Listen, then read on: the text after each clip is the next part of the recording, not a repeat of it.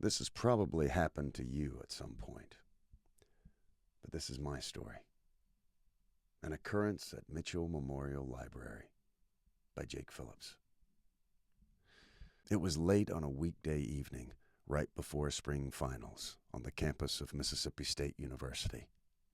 I trudged toward Mitchell Memorial Library, regretting the Mexican fast food from the Student Union food court. I took a seat in the computer commons and set my bulging backpack on the floor to my right. I had a short paper to turn into my English teacher at class the next day. Easy. I don't mind that kind of thing.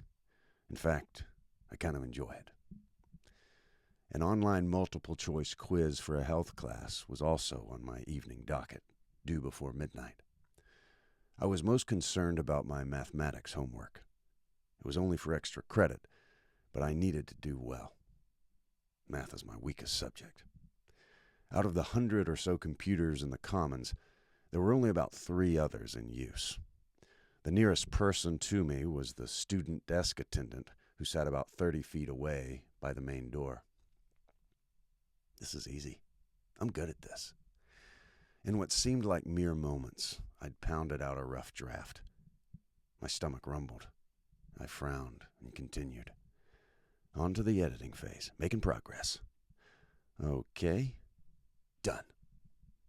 I hit print, and a hum rose from behind the help desk.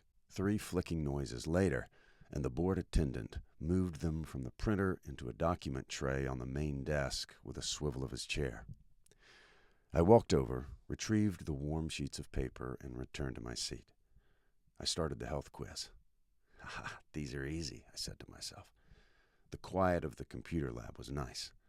An occasional cough or an obedient printer answering scholarly summons, the only sounds. More rumbling. Louder this time. Did anyone hear? I glanced around the cavernous room. The handful of scattered students were busily hunkered over their work, oblivious to my gastrointestinal distress. Good. I finished my quiz and navigated to my extra credit homework. My digestive tract suddenly announced that it was ready to expel its built-up gases with vigor. No! Get a grip! I tensed all over in the deafening silence. After a moment's internal inventory, I became confident that I could, with great concentration and the grace of a kindly providence, emancipate the flatus currently yearning to breathe free. Stealth mode, activate. Like the Pope setting a peace dove at liberty from a Vatican balcony, I would quietly and peacefully relieve my intestinal pressure right here, right now. I looked around quickly to ensure that no one present could possibly be alerted to what was about to take place with any of their 5 senses. I squinted like Clint Eastwood and began to relax all over. I was going for it.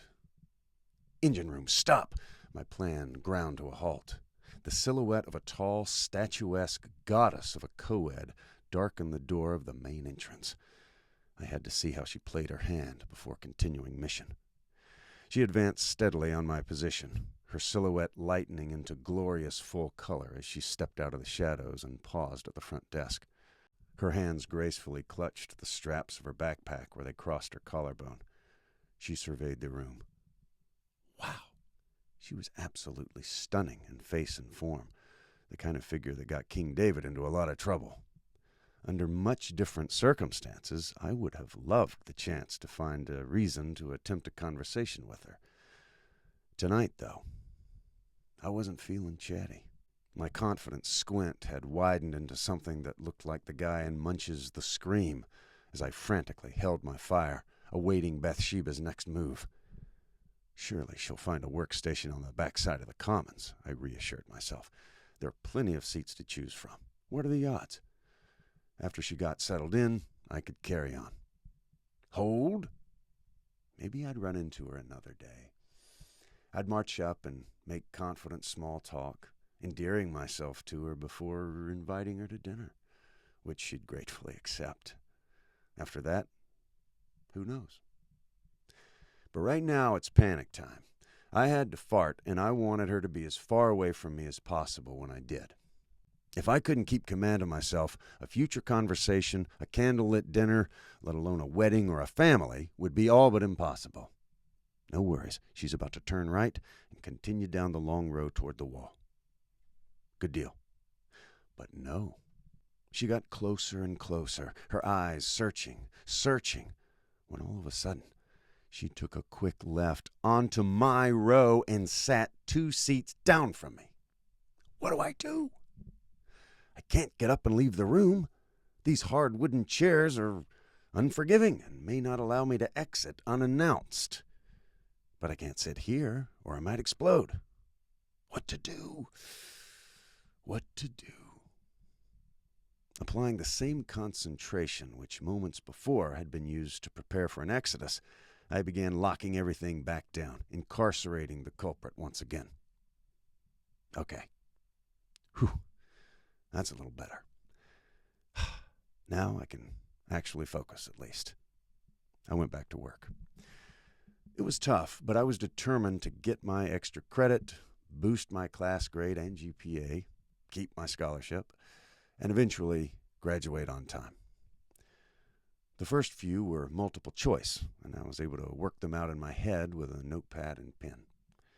They got progressively harder to the point that I needed my textbook and calculator to finish the rest. I leaned down to unzip my bag when disaster struck. Thunderous flatulence trumpeted throughout the computer commons, echoing around the room and into the lobby outside. It seemed to reverberate down to the very foundations of the building, rattling every piece of equipment throughout the place that was not tied down and even causing the lights to flicker momentarily. I thought I saw dust fall from the ceiling tiles in 2 or 3 places. It slowly died away. I stared fiercely and miserably at my computer screen, a broken, defeated man. The lovely woman next to me, whose company I would have welcomed at any other time, began pecking wildly at her keyboard, her eyes inches from her monitor. From that point, my mind preserved its sanity by going completely blank. I remember nothing, not even her face. I sincerely hope she doesn't remember mine either.